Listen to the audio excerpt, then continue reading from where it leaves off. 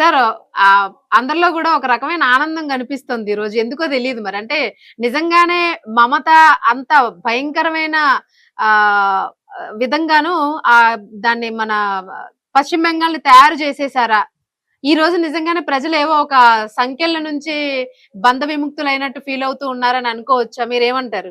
ఖచ్చితంగా అందరూ అదే ఫీల్ అవుతున్నారండి. ఎందుకంటే ఆవిడ చేసిన రాజకీయాలు ఒకప్పుడు చాలా మంచి హ్మ్. రాజకీయాలు చేస్తుందని ఆవిడ మీద ఎక్స్‌పెక్టేషన్స్ ఉండేవి. హ్మ్. ఆవిడ ఒకప్పుడు అంతా కమ్యూనిస్ట్ రాజకీయాలకు వ్యతిరేకంగా కమ్యూనిస్టులు కూడా అంతా కూడా హత్యా రాజకీయాలను ఎక్కువ ప్రోత్సహించేవాళ్ళు బెంగాల్‌లో. హ్మ్.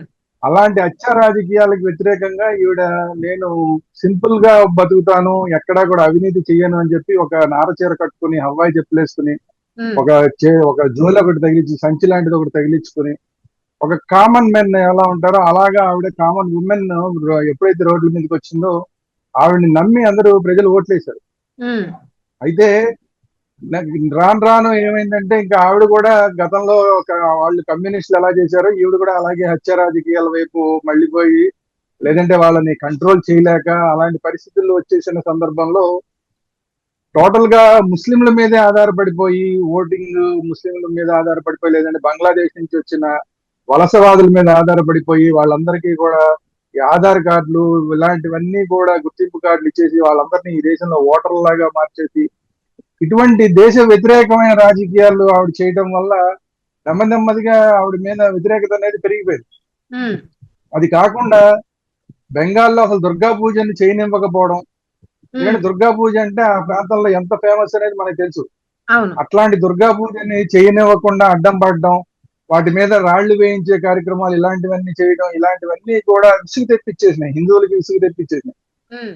అట్ ది సేమ్ టైం ఏమైందంటే ముస్లింలు కూడా ఈవిడ మమ్మల్ని రాజకీయ అంటే ఇండియన్ ముస్లిమ్స్ ఎవరైతే ఉంటారో వాళ్ళు ఈవిడ మమ్మల్ని ఓటు బ్యాంక్ రాజకీయాలకు వాడుకుంటోంది, మాతోటి రాళ్లు వేయిస్తోంది, మమ్మల్ని మా మీద కేసులు పెడుతోంది. హ్మ్. అంటే రాళ్లు వేసేది మేము, తర్వాత జైళ్ళకి పోయేది మేము, కానీ అధికారాన్ని అనుభవించేది మాత్రం మమతా బెనర్జీ అనుభవిస్తోంది అనేది వాళ్ళు వాస్తవాలు గ్రహించి హ్మ్. వాళ్ళు మీడియా ముందే ఈ మాటలని చెప్పారు. సో అందువల్ల ఇండియన్ ముస్లిమ్స్ కొంతవరకు వ్యతిరేకమయ్యారు, హిందూస్ పూర్తి స్థాయిలో వ్యతిరేకమయ్యారు. వీటన్నిటికీ తోడు ఎస్ఐఆర్ హ్మ్. ఎస్ఐఆర్ ఏదైతే జరిగిందో ఓటర్ లిస్ట్ ప్రక్షాళన ఏదైతే జరిగిందో హ్మ్. దాని ద్వారా దాదాపు 98 లక్షల మంది ఓటర్లను తీసేశారు అక్కడ. హ్మ్. అంటే వీళ్ళల్లో బంగ్లాదేశ్ నుంచి వచ్చిన వాళ్ళందరూ ఉన్నారు, తర్వాత చనిపోయిన వాళ్ళు ఉన్నారు, తర్వాత ఆ రాష్ట్రం నుంచి వేరే రాష్ట్రాలకు వెళ్ళిపోయిన వాళ్ళు ఉన్నారు. అలాంటివన్నీ కూడా ఉన్న ఓట్లన్నింటినీ కూడా అలాంటి దొంగ ఓట్లన్నింటినీ పూర్తిగా తొలగించారు. హ్మ్. అవన్నీ కూడా ఆ మేరకు ఈవిడికి నష్టం జరిగింది. సో దానివల్ల యాతావాత ఇవన్నీ నష్టం జరగడం వల్ల ఈ రోజు ఓటమి, దీనికి తోడు అక్కడ ఈసీగా ఉన్న ఆ జ్ఞానేశ్వర్ కుమార్ అనే ఆయన అద్భుతంగా పనిచేశాడు. హ్మ్. గతంలో టిఎన్ శేషన్ ఏ విధంగా దేశవ్యాప్తంగా పనిచేశాడో ఇక్కడ బెంగాల్లో జ్ఞానేష్ కుమార్ అనే ఎలక్షన్ కమిషనర్ అంత బాగా పనిచేశాడు. హ్మ్. సెంట్రల్ ఫోర్సెస్ అన్నిటినీ సమర్థవంతంగా ఉపయోగించారు. ఇది కాకుండా దాడులు గతంలో హత్యలు జరిగేవి, అలాంటి హత్యల దాకా కూడా వెళ్లకుండా చూసే అవును. పరిస్థితి చేశారు. అది కాకుండా ఎవరైతే దాడులు చేసే వాళ్ళు ఉన్నారో వాళ్ళందరినీ ముందే అరికట్టడం, ఎక్కడన్నా ఇలాంటి వాళ్ళు బయటకు వచ్చిన సందర్భంలో వెంటనే సైన్యాన్ని ఉపయోగించి, సెంట్రల్ ఫోర్సెస్ ఉపయోగించి వాళ్ళందరినీ కట్టడి చేయడం, వీటన్నిటి వల్ల కూడా సామాన్య ఓటర్లలో నమ్మకం కలిగి మనం ఈసారి కనుక బయటికి వచ్చి మనం ఓటేస్తే మన ఎవరు కొట్టరు. ఎందుకంటే గతంలో ఎవరైతే గత ఎలక్షన్లప్పుడు ఎలక్షన్ కమిషన్ ఎవరైతే సెంట్రల్ ఫోర్సెస్ పెట్టిందో ఎలక్షన్ అయిపోయిన మర్నాడే వాటి అన్నింటినీ వెనక్కి తీసేసుకున్నారు. హ్మ్. తీసుకోగానే టీఎంసీకి వ్యతిరేకంగా ఓట్లేసిన వాళ్ళందరినీ కూడా రాళ్లు పెట్టి కొట్టడం, చంపడం ఇలాంటివన్నీ చూసాం. హ్మ్. సో దానివల్ల భయపడిపోయారు ఓట్లు వేయడానికి కూడా. కానీ ఈసారి ఎలక్షన్ కమిషనర్ చాలా బాగా పనిచేయడం వల్ల అందరికీ నమ్మకం కలిగింది. ఎవరైతే దొంగ ఓటర్లు ఉన్నారో, వేరే రాష్ట్రాలు వేరే దేశం నుంచి వచ్చిన వాళ్ళు ఉన్నారో వాళ్ళందరినీ తొలగించడం, ఇవన్నీ కూడా నమ్మకాన్ని కలిగించినాయి. హ్మ్. అందుకని అంత భారీ ఎత్తున ఓటింగ్ జరిగింది. అవును. గతంలో భారీ ఎత్తున ఓటింగ్ జరిగితే టీఎంసీ గెలిచేది, హ్మ్. ఎందుకంటే ముస్లిం ఓట్లు, దొంగ ఓట్లు ఇలాంటివన్నిటితోటి కలిపి ఆవిడ గెలిచేది. అవును. కానీ ఈసారి అలాంటి ఓట్లు తీసేసిన తర్వాత ఒరిజినల్ ఓటర్లు ఎవరైతే ఉన్నారో వీళ్ళు భారీ ఎత్తున వచ్చి ఓటింగ్ వేయడం వల్ల ఈ హ్మ్. రోజు మమతా ఓడిపోతోంది, ఇప్పుడు భారతీయ జనతా పార్టీ గెలుస్తోంది. Right right sir. అలాగే ప్రస్తుతానికి మమత ఇంటికి కాదు సీదా జైలుకే అని చెప్పేసి ఒకటి అంటూ ఉన్నారు. సో మీరేమంటారు? నిజంగానే అంటే మమత మీద అంత పెద్ద కేసులు నమోదై ఉన్నాయా ఆల్రెడీని? సో ఇప్పుడు గవర్నమెంట్ ఫామ్ అయితే ఇవన్నీ కూడా బయటకు తీసే అవకాశం ఉందా? మమత పరిస్థితి ఎట్లా ఉంటుందని మనం భవిష్యత్ అనుకోవచ్చు? రాజకీయాల్లో ఇలాంటివన్నీ పైకి మాట్లాడతారు కానీ నిజంగా రాజకీయ నాయకులు ఎవరిని జైలుకి పంపించారు, ఎక్కువ ఎంతమందిని పంపించగలిగారు, ఉమ్, ఎంతమంది మీద ప్రూవ్ చేయగలిగారు. అయితే ఈవిడ డైరెక్ట్ గా ఎక్కడ ఈవిడ పేరు రాదు. కాకపోతే ఏంటంటే ఈవిడ మేనల్లుడి పేరు వస్తుంది. ఉమ్, ఈవిడ ఉమ్, మేనల్లుడు అవినీతి చేశాడన్న పేరు వస్తుంది. ఈవిడ మంత్రి మండలిలో ఎవరైతే ఉన్నారో వాళ్ళందరూ అవినీతి చేశారన్న పేరు వస్తుంది తప్ప డైరెక్ట్ గా ఈవిడ పేరు ఎప్పుడు రాదు. సో అవును. అందువల్ల ఎంత అవినీతి జరిగిందన్నా కూడా వాళ్ళ మీద చర్యలు తీసుకునే అవకాశం ఉంటుంది తప్ప డైరెక్ట్ మమతా బెనర్జీ మీద చర్యలు తీసుకునే అవకాశం తక్కువ. అది ఉమ్, కాకుండా మోడీ గారికి సంబంధించినంత వరకు మోడీ గారు ఇలాంటి ఈ కక్షపూరిత రాజకీయాలకి జనరల్ గా ఆయన పాల్పడ్డు. ఉమ్, కాబట్టి ఏంటంటే ఇలాంటి కక్షపూరిత రాజకీయాలు చేస్తాడు, ఆవిడ మీద జైలుకి పంపిస్తాడు అనేది అది ఒట్టి మాట. ఎందుకంటే వాళ్ళిద్దరికి వ్యక్తిగత సంబంధాలు మళ్ళీ బాగానే ఉన్నాయి, మోడీ ఉమ్, గారికి మమతా బెనర్జీకి. ఓకే. ఎందుకంటే ప్రతిసారి కూడా ఈవిడ అక్కడి నుంచి బెంగాల్ నుంచి మామిడి పళ్ళు ప్రతి సంవత్సరం కూడా మోడీ గారికి పంపిస్తూ ఉంటుంది ఈవిడ. So okay. వాళ్ళ వ్యక్తిగత సంబంధాలు ఎప్పుడు బాగానే ఉంటాయి. ఉమ్, ఈయన కూడా ఆవిడకి బహుమతులు పంపిస్తూ ఉంటారు, ఇలాంటివన్నీ జరుగుతుంటాయి. సో వ్యక్తిగత ఉమ్, సంబంధాలు వేరు, రాజకీయం వేరు. సో రాజకీయంగా ఈ రోజు మమతా బెనర్జీ ఓడిపోయినంత మాత్రాన ఆవిడేదో కక్షపూరితంగా ఆవిడ మీద వ్యవహరిస్తారు అనేది ఒట్టి మాట. సో ఉమ్, అలాంటి జరగగాని కానీ ఏమైతే అక్కడ అరాచకాలు జరిగినాయో వాటి మీద మాత్రం ఖచ్చితంగా ఎంక్వైరీ జరుగుతుంది.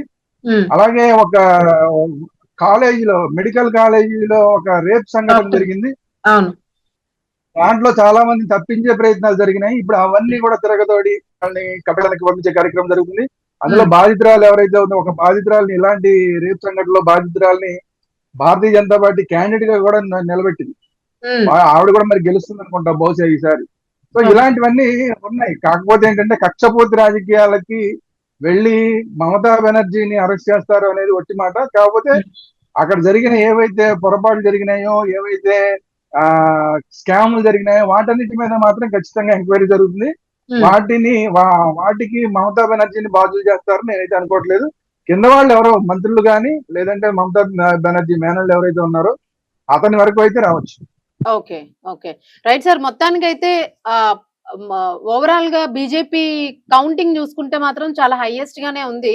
సో మీరు చెప్పినట్టుగా ఒకవేళ ఇప్పటి వరకు గనక అలాంటి గూండాయిజం రాజకీయమే జరిగి ఉండుంటే ఇన్నాళ్ళ నుంచి ఇప్పుడు ముందు ముందుకి బీజేపీ ప్రభుత్వం దాన్నంతటిని కూడా తుడిచిపెట్టేసి ఒక కొత్త మార్పుల్ని తీసుకొస్తుందని ఆశించొచ్చా ప్రజలు? జనతా పార్టీ చేస్తానని ప్రామిస్ చేస్తున్నది ఏంటంటే హ్మ్. భారత్ బంగ్లాదేశ్ మధ్య ఏదైతే బార్డర్ ఉందో ఆ బార్డర్ లో హ్మ్. ఫెన్సింగ్ వేస్తామని ప్రామిస్ చేశారు. ఓకే. ఫెన్సింగ్ వేయడానికి కేంద్ర ప్రభుత్వం ఇంతకు ముందు సిద్ధపడినా కూడా హ్మ్. ఆ ఆ ఏరియాలో ఉన్న ల్యాండ్ ని కేంద్ర ప్రభుత్వానికి అప్పచెప్పడానికి మమతా బెనర్జీ ముందుకు రాలా. హ్మ్. స్టేట్ గవర్నమెంట్ ల్యాండ్ దాన్ని సెంట్రల్ కి ఇవ్వడానికి ఆవిడ ఇష్టపడలా. హ్మ్. సో దానివల్ల ఫెన్సింగ్ వేయలేపారు.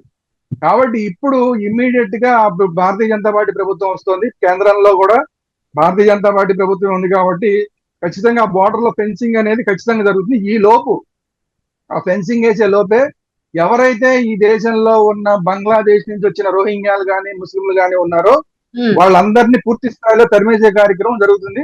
హ్మ్. అసలు ఈ రాత్రికే వాళ్ళంతటి వాళ్ళు చాలా మంది వెళ్ళిపోతారు. ఈ ఓకే. రిజల్ట్స్ ఆల్రెడీ వచ్చినాయి కాబట్టి ఇప్పటికే ఆల్రెడీ బయలుదేరిపోయి ఉంటారు. ఈ హ్మ్. రాత్రికి చాలా మంది బోర్డర్ దాటేసి బంగ్లాదేశ్ లోకి వెళ్ళిపోతారు. హ్మ్. ఇంకా ఎవరన్నా ఉంటే కనుక వాళ్ళ మీద కేసులు పెట్టడం, వాళ్ళని జైల్లోకి పంపించడం, లేదంటే బంగ్లాదేశ్ లోకి తరిమేయడం, ఇవన్నీ కూడా జరుగుతాయి. ఇవన్నీ అయిపోగానే ఒక నెల రోజుల్లో లోపే ఈ ఫెన్సింగ్ వేసే కార్యక్రమం అయితే ఖచ్చితంగా జరుగుతుందని నేనైతే అనుకుంటున్నాను. Right sir. Right sir. మొత్తానికి రాజకీయ ఇప్పుడు ఇప్పటి వరకు ఉన్న పరిస్థితులు వేరు. దేశ రాజకీయాల్లోని ఈ ఎలక్షన్స్ మాత్రం ఈ కౌంటింగ్ అనేది చాలా గట్టి మార్పుల్ని తీసుకురాబోతున్నాయి అనేదైతే అంటే అర్థమవుతుంది. ఈసారి ప్రత్యేకత ఏంటంటే అండి, ఆ! మిగతా మిగతా దేశం అంతా కూడా వీళ్ళు గెలవాలి వాళ్ళు గెలవాలి అని జనరల్ గా కోరుకోరు. ఏదో భారతీయ జనతా పార్టీ అంటే ఇష్టం ఉన్నాడు భారతీయ జనతా పార్టీ గెలవాలని కోరుకుంటారు. అవును. అలాగే వేరే పార్టీలు ఇష్టం ఉన్న వాళ్ళు ఆ పార్టీని గెలవాలని కోరుకుంటారు. కానీ ఈసారి బెంగాల్లో మమతా బెనర్జీ ఓడిపోవాలని చెప్పి దేశం అంతా కోరుకుంది. అవును. ఎందుకు కోరుకుంది అంటే కారణం ఇదే, ఈ బంగ్లాదేశ్ నుంచి వచ్చిన రోహింగ్యాలు కానీ మా ముస్లింలు కానీ హ్మ్. వాళ్ళందరినీ తీసుకురావడం అక్కడ దేశానికే ఇబ్బందికరమైన పరిస్థితులు అక్కడ సృష్టించారు. కాబట్టి అవును. ఖచ్చితంగా మనం చూసాం హిందువులు బంగ్లాదేశ్ లో ఏ విధంగా చంపేశారు, ఇవన్నీ మనం చూసాం. సో అవును. అలాంటి పరిస్థితులన్నీ లేకుండా ఉండాలంటే ఆ దేశం నుంచి వచ్చిన రోహింగ్యాలని ముస్లింలు వెనక్కి పంపించాలి అని చెప్పి దేశం అంతా కోరుకున్నారు. అలాంటి పని చేయబట్టే ఈ రోజు అస్సాంలో అక్కడ ముఖ్యమంత్రి బీజేపీ ముఖ్యమంత్రి మళ్ళీ రెండోసారి భారీ మెజారిటీతో గెలిచాడు. అతను సక్సెస్ఫుల్ గా ఆ రాష్ట్రం నుంచి ఈ బంగ్లాదేశ్ నుంచి వచ్చిన వాళ్ళందరినీ వెనక్కి పంపించాడు. వాళ్ళ మీద కేసులు పెట్టాడు, కొంతమందిని జైల్లోకి పంపించాడు. ఇవన్నీ సమర్థవంతంగా చేశాడు కాబట్టి అతను అక్కడ మళ్ళీ గెలిచాడు. At the same time Mamata Banerjee ఆ పని చెయ్యకపోబట్టి దేశం అంతా ఈ రోజు ఆవిడ బాగా పరిపాలించిందా లేదా అవన్నీ పక్కన పెట్టి ఖచ్చితంగా మమతా బెనర్జీ ఓడిపోవాలని దేశం అంతా కోరుకుంది. బీజేపీ ఫ్యాన్స్ కాదు, మిగతా వాళ్ళు కూడా తటస్థం కూడా కోరుకున్నారు. సో అది ఈ రోజు జరిగింది. దేశానికి కొంతవరకు మంచి జరిగే అవకాశం ఉంది. అవును అవును, మొత్తానికి ప్రజలు తమ చేతిలోకి నిర్ణయాన్ని అయితే పూర్తిగా ఈసారి తీసుకున్నారు. వాళ్ళ ఓటు హక్కుని కరెక్ట్ గా వినియోగించుకున్నారు అన్నది అయితే ఇప్పుడు మనకు అర్థమైంది. అంతే కదా సార్?